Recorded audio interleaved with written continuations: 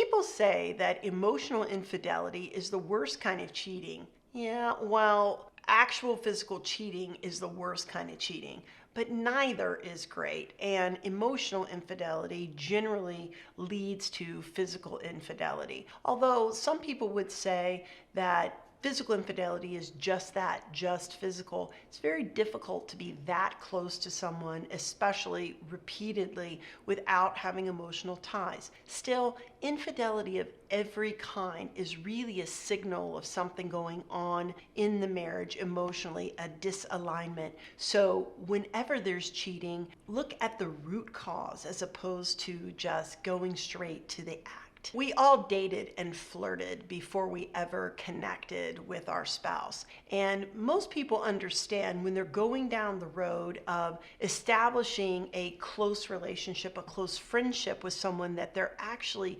really attracted to. They're crossing the line between just being friends and being friends with benefits.